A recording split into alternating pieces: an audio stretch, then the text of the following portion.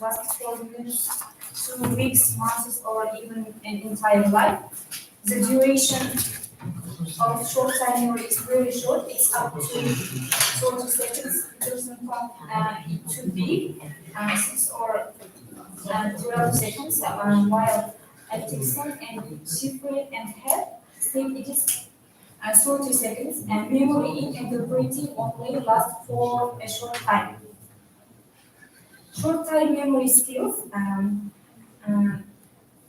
input of information. It's generally held that information enters the short-time memory as a result of applied attention to be stimulus, which is about quarter of a minute.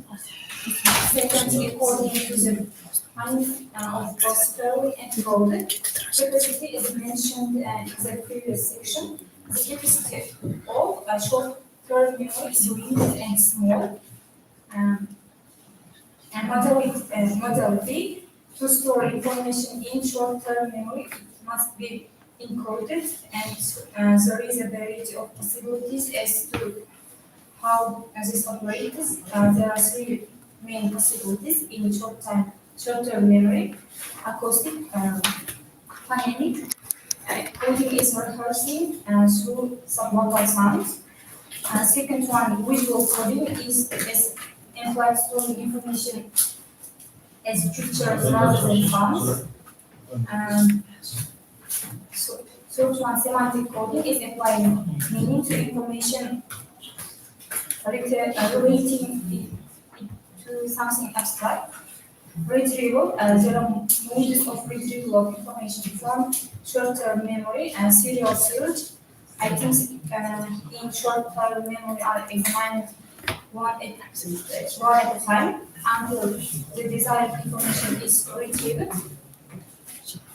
Iteration, dependence on iteration of the particular item reaching a critical point. So, methods. Short-term memory methods, retelling in source language. The instructor either reads or plays a recording of a text of about 200 words for the trainees to retell in the same language. A generalization, drawing general conclusions from particular examples or message from the provided text, and comparison notices the differences and similarities between different things, facts and events, and description describing a skin, a shape, or a size of an object, etc. And trains and encourage to describe, summarize, and abstract the original to large extent in their own words in exercise. And listening techniques and translation, following part. Techniques in training translator. There are three techniques: conceptualization, stylistic transposition, side translation. Techniques and conceptualization. One of the basic premises for successful translation and interpretation is recognition of the principle that the working unit is not a word or word rule, but the concept, the idea, in contrast to shorthand, which aims at the verbatim reproduction of a text. The various note-taking systems used for consecutive interpretation provide basic training in conceptualization. Second, stylistic transposition. Stylistic transposition is usually practiced in preparation for written translation of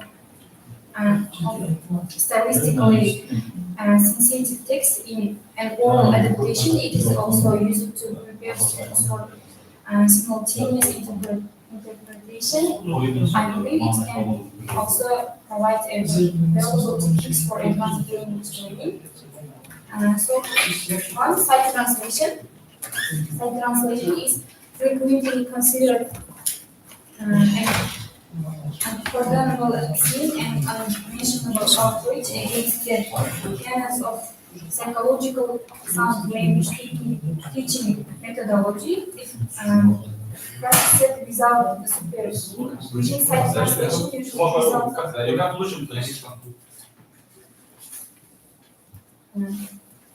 Conclusion. As we know, there are two kinds of human memory: long-term and short-term memory. The day-by-day kind of is short-term one, and we often forget almost immediately what has just been said. As a result, we waste of a lot of time on looking through the reliable information in the dictionary. Thank you. Questions, please? So can you once more repeat the techniques of improving memory? Techniques, there are three techniques: conceptualization, stylistic transposition, and sight translation. What is this stylistic translation? Stylistic translation depends on stylistic.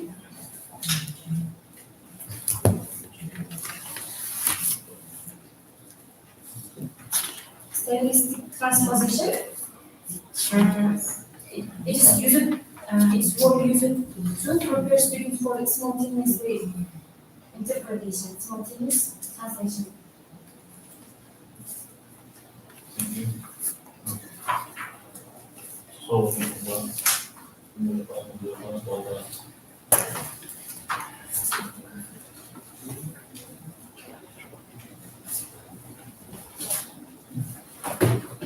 So what kind of language groups or language skill groups we can include listening skill? So is it receptive or productive skill? Productive skill. Listening. It's productive skill. No. Receptive.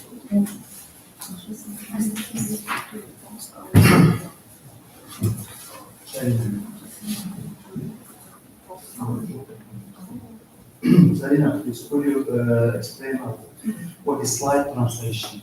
Slide translation. Slide translation. Slide translation. Slide translation. Slide translation is going to be considered an unpardonable and seen and unmentionable outrage against the canons of psychological sound language teaching methodology.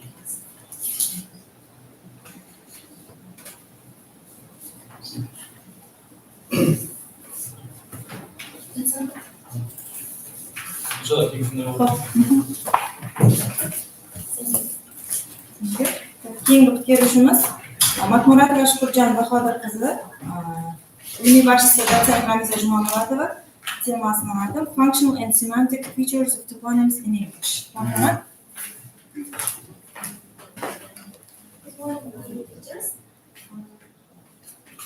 Today I'm gonna tell you about functional and semantic features of toponyms in English. Firstly, Introduction is about the importance of toponyms, toponym translation, and scientific approach and research methods. Firstly, importance of toponym.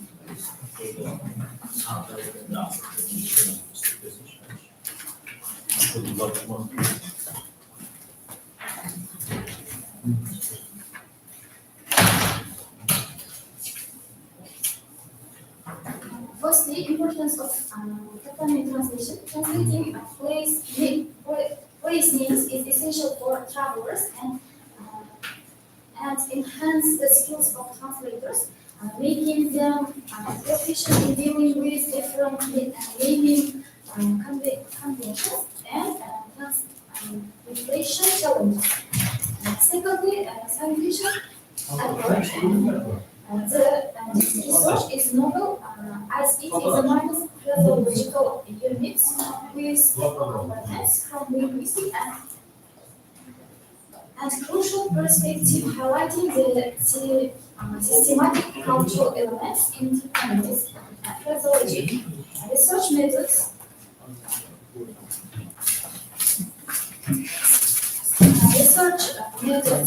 the study employs analysis, synthesis, comparison, and generalization to understand the origin and their significance of toponyms, aiming to standardize their translation in accordance with international educational standards. Secondly,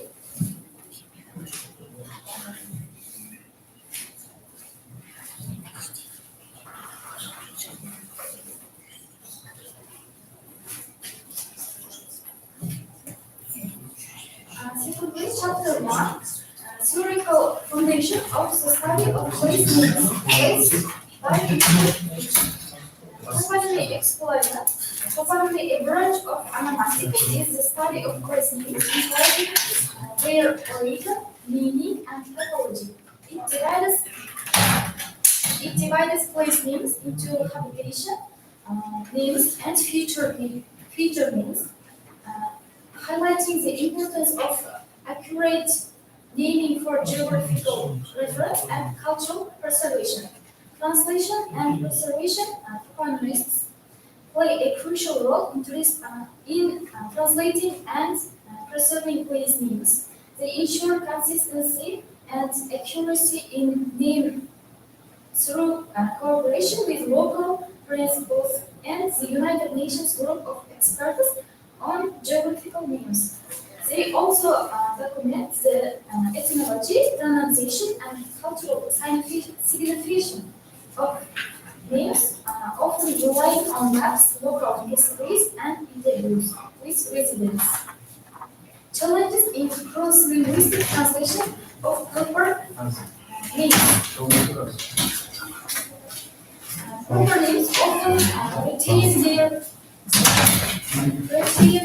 their form across languages, but may face challenges in preserving their semantic content, leading to situational misunderstanding in different linguistic and cultural contexts. Example, the name London can refer to a city, a writer, or hotel without proper context. Example, State of London. The exact reference can be unclear in translation. Distinction between proper names and common names. Proper names like John or London and common names like man or city differ significantly in their meaning and function. Proper names uniquely identify a specific entity, while common names categorize general items within a class. Example, John is proper name referring to specific individuals, whereas man is common name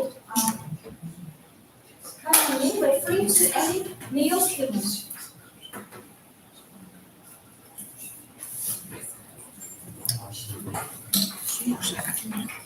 Chapter 2, use of proper names in idioms. Toponymy as an interdisciplinary science. Toponymy is the study of geographical names, integrates methods of linguistics, historical geography, and etymology. It examines the origin, meaning, and typology. It examines changes of place names over time, reflecting the introduction of new terms and social factors. Example, for the toponym Lviv in Ukraine shows how toponymy incorporates linguistics and analysis and historical context to accurately transliterate and convey the name in English. differentiating from Russian elbow. Question, please. Ladies and gentlemen. What's the novelty of your people? Novelty. What's the novelty of your group?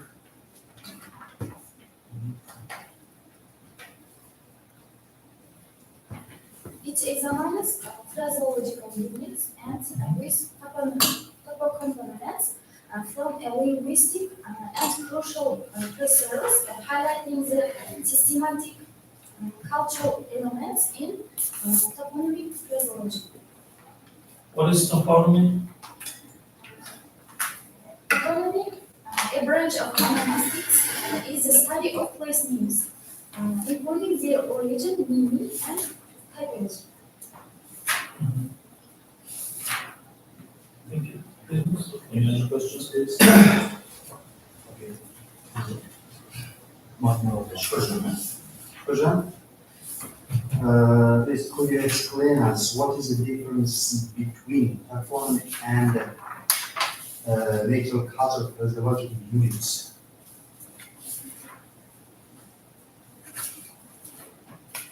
What is the relationship?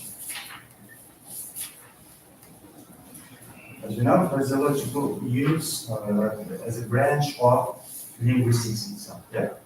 Toponymy also. What is the relationship?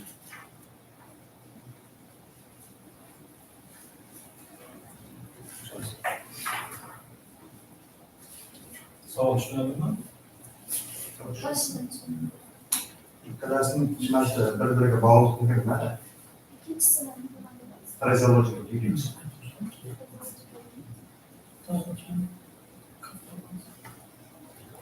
İşinizde kullandınız mı? Physiological kullandınız.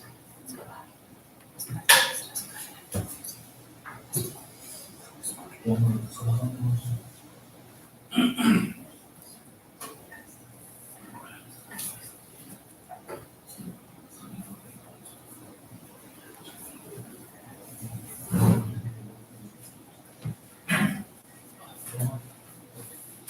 Hocam, bir tane sürü жұмысымызда бірге енді кемшіліктер бар екен технический интерагашн жасау үшін керек шақырылатын жерлер бар одан кейін ішінде сат шақырылады капиталдар түсті жазып олар болмайды одан кейін литературада да якорды елге түсіп кеткен ба иә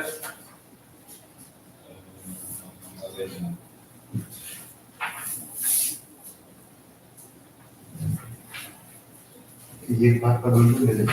иә сол бөлінген жері жоқ та енді 76-тан қайтадан бірден басылған нөмірация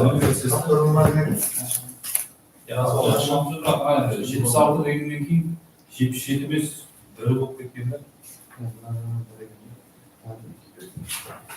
сондай кемшіліктерді қолға қоюымыз керек енді бұл жұмыс неше жасалған комиссия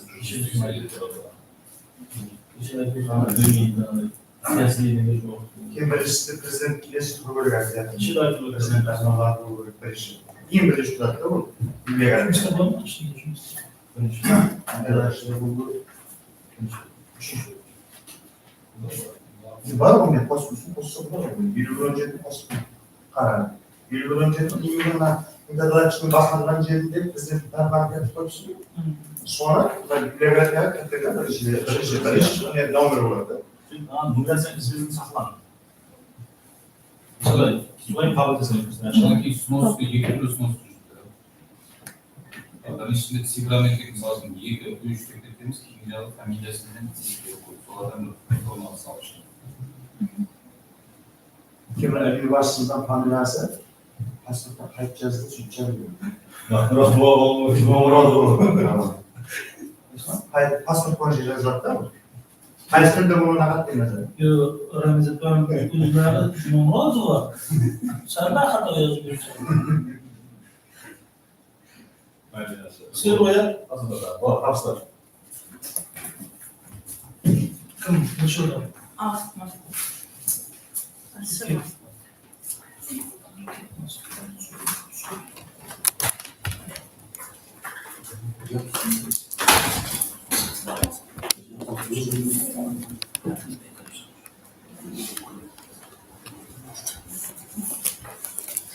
Keyin beruvchimiz Nematova Magnit Jalonbek qizi, ilmiy başçısı dotsent Roza Muhammadova Abdullayevaga temasini oldi Historical Comparative Analysis of Borrowings in English. Marhamat. Let me start with the topic of my thesis.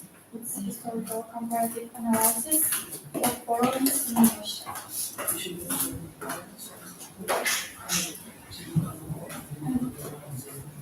The topicality of the research in our country nowadays, the problem of geological science has risen to the level of state policy.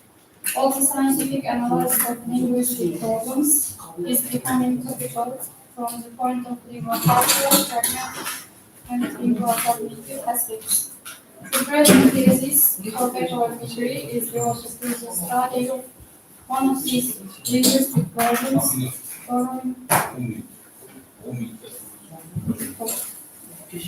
borrowing phenomena particular to the English language. One of the main way of increasing vocabulary of the language is represented by borrowings.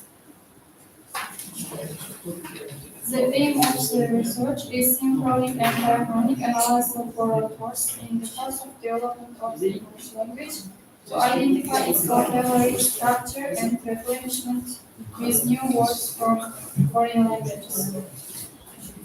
The tasks of the research are the following: to describe borrowing problems in English, observe the process of replenishment of vocabulary, and to reveal the types of borrowings. In solving and analyzing the subject of the paper, I used the following linguistic methods: synchronic, diachronic, historical, descriptive, and comparative methods.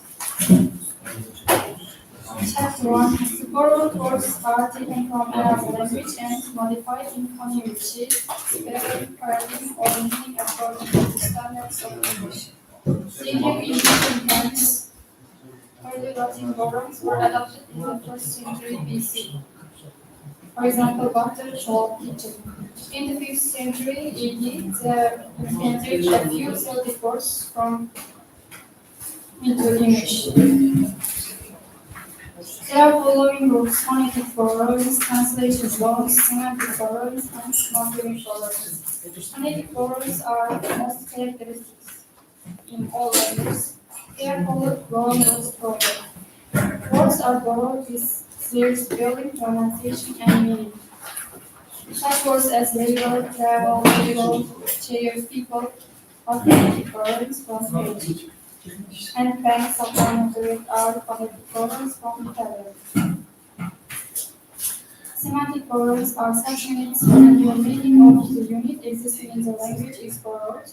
It can happen when we have two relative languages which have common roots with different meanings. For example, there are semantic borrowings between Scandinavian English, such as the meaning to live or the verb to dwell, which in Old English has the meaning to wander.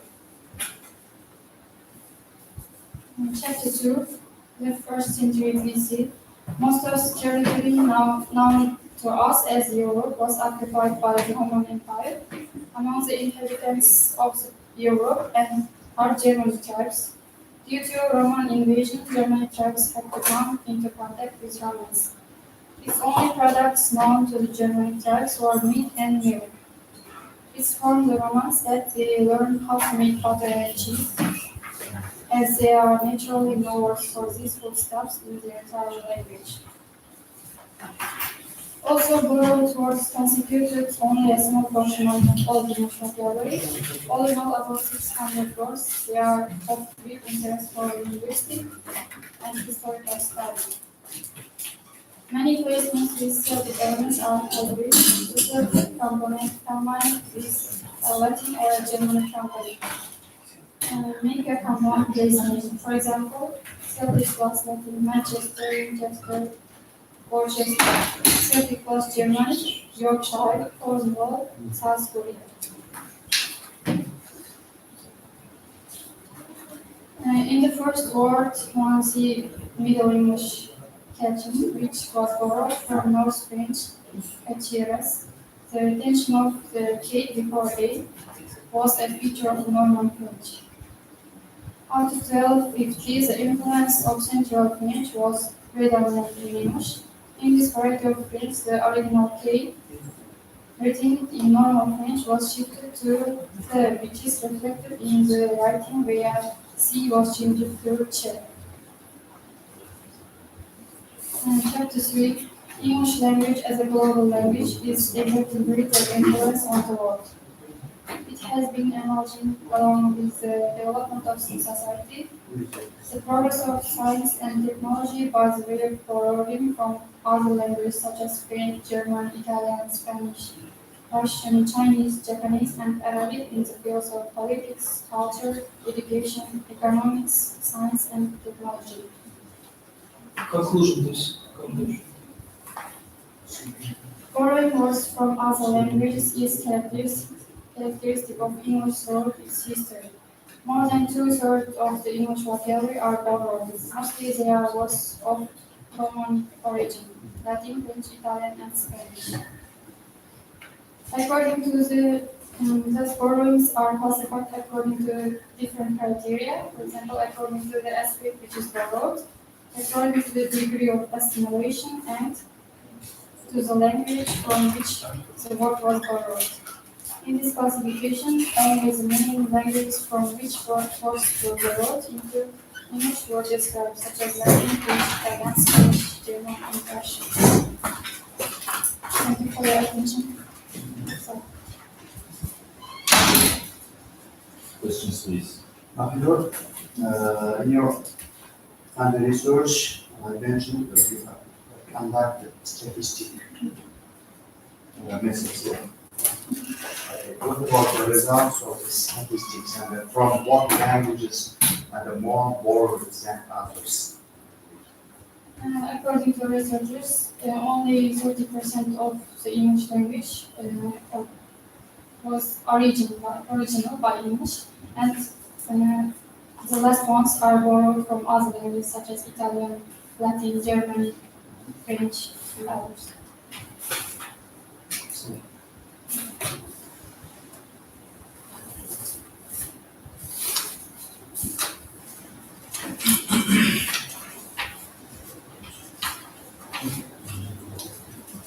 Well,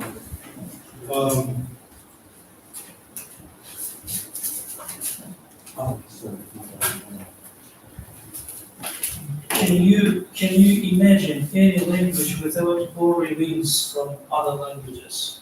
Can you imagine? No, I can. It's hard, but because vocabulary and other sources depends on the borrowings and borrowings. Not depend on, but is connected Yes, with, yes, highly highly connected with connected with borrowings other languages to enrich vocabulary. to enrich vocabulary. Fizikteki görüşümüz Şamurat ve Mahira Kurallar kızı. Üniversite İlmi Ömrü Muratova teması The Importance of Semantic and Stylistic Identity in Translation. Please. Good morning, teachers, and I'm going to congratulate with your our holiday part 8. And now I'm going to start my presentation. My presentation topic is the importance of semantic and stylistic identity in translation. And I'm going to give some information about the contents. The first is introduction, and the second is chapter 1, the importance of achieving semantic and stylistic identity of translating words, idioms, and the third is chapter 2, the development of students' language awareness on the basis of using idioms in classes. And the first is conclusion, and then bibliography. And firstly, we should find an answer to the question, what is idiom? Idiom is a phrase or expression Where are whose you from? total. I'm from Antalya. Uzbek English. Good. Go. Go on. Idiom is a phrase or expression whose total meaning differs from the meaning of the individual words, and it's not a secret that every language has its own idioms. And for example, to blow one's top or behind the 8 ball, they are idioms, and to blow one's top, it means that to get angry, and to behind the eight ball, it means that be in trouble. And there are English idioms. Idioms come from language and generally can't be translated literally. Foreign language students must learn them just as they would learn vocabulary words. It's generally accepted that interpreters didn't know much about the laws and the rules of the dawn of the civilization. They didn't have enough scientific knowledge, and some writers maintained later that translation was a problem which could never be solved. And now, while the British scientist Theodore Savery says, in an effort to convince his colleagues that both in the original and translation, the matter is more important than the manner. The noted Russian writer Korney Chukovsky records that the translator's aspirations for achieving semantic and stylistic identity of translation and the original is a lasting gain of our culture. And the actuality of our research is Let's move to the first chapter, very short, okay? 2 minutes for chapter 1 and 2 minutes for chapter 2. That is all. idioms are fixed expressions that are usually not clear or obvious. The expression to feel under the weather, which means to feel unwell, is a typical idiom. The words don't tell us what it means, but the context usually helps us. And there are some simple rules how to deal with idioms. At first, it is important to think that idioms as being just like single words, then we must record them, the full phrase in the notebook, along the information on grammar and collocation. Some linguistics consider them to be a non-idiomatical part of phraseology, which is according to idiomatical. If the expression is idiomatical, then we must consider its components of the aggregate, not separately. Idioms are a part of our daily speech. And there are some examples. For example, this tin opener has seen better days. It means that it is rather old and broken down, and always use it present perfect tense. Barking up the wrong tree, and it is an idiom. It means that be mistaken, and often use it in continuous tense, not form tenses. For example, I think you are barking up the wrong tree. It means that you are going to the